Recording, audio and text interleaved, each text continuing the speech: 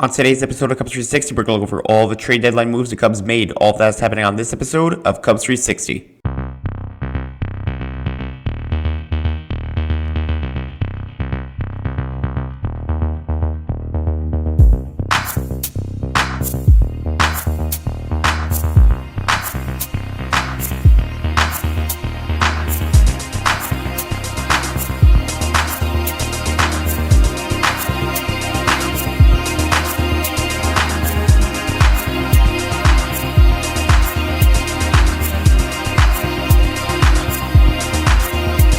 What's up, Cubs fans? Jack from Cubs 360. Thank you very much for tuning in to episode 30 of the Cubs 360 podcast. If you're interested in this content, feel free to like and subscribe, and also follow us on Twitter at Cubs360X. So this is my reaction to the Cubs trade deadline. We're going to give a grade, and we're going to go over all the moves they made, what they could have potentially went for that they missed out on. But let's start to it right now. So the first trade that the Cubs made with the Washington Nationals, with Michael Soroka, who we acquired from the Nationals. His stats, the stats that I'm reading are the stats before they went to the Cubs. So he was 3-8 with a 4.87 ERA through 81 and 1/3 innings pitched with 87 strikeouts.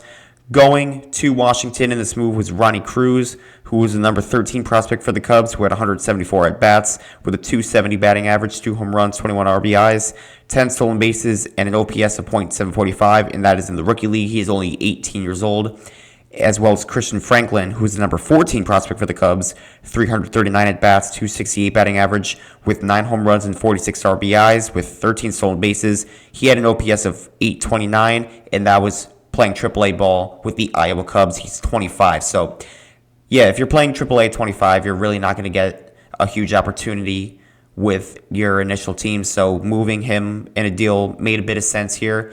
And nonetheless, these guys weren't going to be getting their opportunities with the Cubs anyways, especially with how stacked the top of the farm system is. So I think I like the move. I know there was a lot of backlash, especially with how much they gave up. And Soroka, just a spoiler alert, pitched 2 innings for us, and then he got hurt, so he's back on the IL. But nonetheless, I think it's a solid move.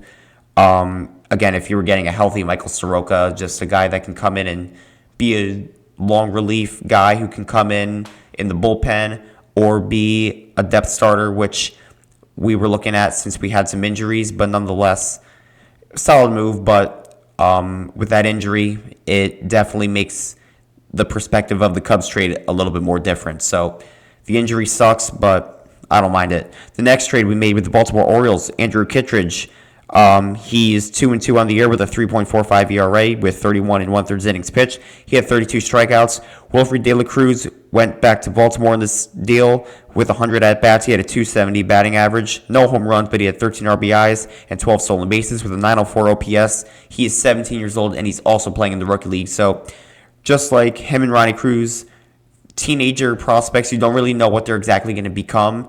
And those are the guys that have huge risks, because those guys could become like huge impact players in the future, or they could just be busts. So you never know with them. And Kittredge, who is a very solid reliever with the Baltimore Orioles, and besides that one outing with the Cubs, and we'll get to that in the series recap when that comes out. But nonetheless, I do think this was also a very solid bullpen depth move. He's really good with strikeouts, and he's a guy that you can get with the sinker ball, because that's really what the Cubs have been missing in the bullpen. So getting his sinker is definitely valuable. And overall, I like the move as well. Again, the ERA is nothing crazy, 2-2 record, and he had 32 strikeouts. If he's coming in to be like a 6th or 7th inning guy, then I like the move a lot. Now to the third move, and this is the move with Taylor Rogers. And before we get to this, I'm going to read his stats off the Cincinnati Reds, because for those that don't know, he was with the Reds, and then he got traded to the Pirates in the Ke'Bryan Hayes trade, and then he got flipped from the Pirates to the Cubs. So the stats that I'm about to read to you are with the Reds. He was 2-2 with a 2.45 ERA, 33 innings pitched. He had 34 strikeouts. And Ivan Breathauer, who is a 22-year-old prospect with High A South Bend, going to the Pirates in the deal. He had 263 at-bats, 4 home runs, 26 RBIs, with 25 stolen bases and an OPS of .710. So, again, another prospect. He was an outfield prospect as well, so that pretty much says anything. Again, a lot of outfield prospects that are not going to be able to make the jump with how many outfield prospects we have, especially at the top of the farm system, like Owen Casey and Kevin Alcantara. So, again, Taylor Rogers, just like Kittredge, is good with the sinker, and he's a left-handed bullpen piece. So, we have a lot of problems with lefty relievers. All we have is Thielbar and Pomeranz. So, again, I like this move a lot as well. Just very solid bullpen depth, and that's what the Cubs really focused on as well. And last but not least, we're going to go to arguably the biggest trade that the Cubs made at the deadline, and that's with the Minnesota Twins acquiring super utility man Willie Castro. So Willie Castro had 302 at-bats with the Minnesota Twins. He had 10 home runs and 27 RBIs. If you have 10 home runs as a bench player, then that's pretty awesome, and the Cubs are getting a real impact depth piece because he's very versatile. He can play all over the field. He can play the left side of the infield. He can play third base, shortstop, second base, and he can play all over the outfield. He didn't play first base, and obviously he can't play catcher. So you have a lot of options with him. And getting 10 home runs out of that, and he has 27 RBIs, 9 stolen bases, an OPS of 742, and a batting average of 245. That's really solid for a bench player. And going back to Minnesota is Ryan Gallagher, who was the 17th ranked Cubs prospect. And he started the year with South Bend in High A League. He was 4-6 with a 3.72 ERA in 72 2/3 innings pitched with 85 strikeouts. And then he got promoted to Knoxville, which is the AA affiliate for the Cubs, and he had a 1.59 ERA with 11 1/3 innings pitched and 11 strikeouts. So he didn't get too much time in Knoxville, but he did get that promotion. So that pretty much says where he's going as a prospect. So that's going to be a good pitching prospect that the Minnesota Twins are getting in this deal. And also going to Minnesota is Sam Armstrong, who's another pitcher. 2-7 on the year, 4.62 ERA, 89 2/3 innings pitched with 72 strikeouts. He is also in Knoxville, and he's 24. So the ERA is pretty high, but nonetheless, he's getting strikeouts. He's got some pretty solid innings pitched. The number looks pretty good, but he is 2-7 on the year as well, so the win-loss record doesn't look that strong either. So again, I like this Willie Castro move, and as part of these moves, Chris Flexen, Bruhan, and Ryan Presley were all designated for assignment. So when you were talking about the Cubs' deadline moves, individually with these 4 moves, I like them a lot. I definitely think they bolstered the bullpen, and they got a bench bat, which they desperately needed because John Birdie and Bruhan were not cutting it at all. And Soroka was whatever you want to say, he's a guy that can particularly be a bullpen guy, but also come in the starting rotation. He's kind of like Colin Ray, but you're not getting the production that Colin Ray has been able to give the Cubs this year. So overall, I would give this probably a C, and that's a pretty fair grade. They didn't get a starting pitcher, and I understand that the prices for them were really expensive. I mean, look at Zach Gallen, the free agent, and he didn't even get moved. Joe Ryan didn't get moved.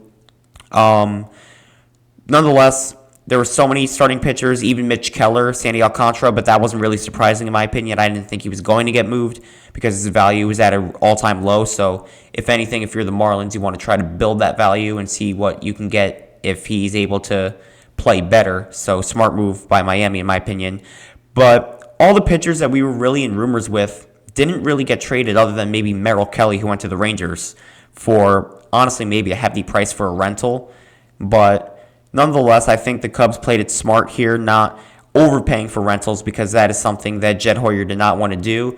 And it was arguably a seller's market, and I saw what some of these guys were getting traded for, and it really wasn't worth it for the Cubs' future. It really wasn't. So that too, and Willie Castro is a great complimentary prize for Eugenio Suarez, who went to the Seattle Mariners as well as, you know, he was heavily rumored with the Cubs, and it felt like he may have been going to the Cubs with all the other third basemen off the market. You saw Ryan McMahon, Brian Hayes.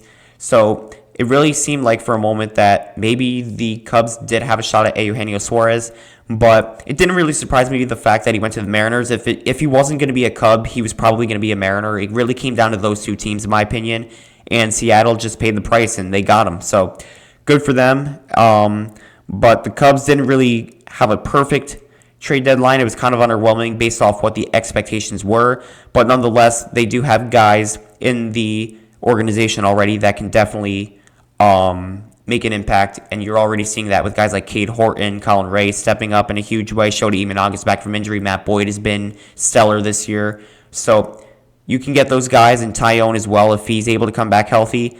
So if those are guys that you're going to get in your playoff starting rotation, then I really don't have a problem with it. It could be better, yes, but it's not the end of the world. And at this point, this is what the roster is after the trade deadline, and this is what we're going to be rolling with into October. So with that said, these are the trade deadline moves, and this is my overall reaction. So give me your thoughts on the Cubs trade deadline. I'm going to have 2 series recaps coming out, the Red Sox and the Royals, as we're starting the second half of series recaps, so be on the lookout for those.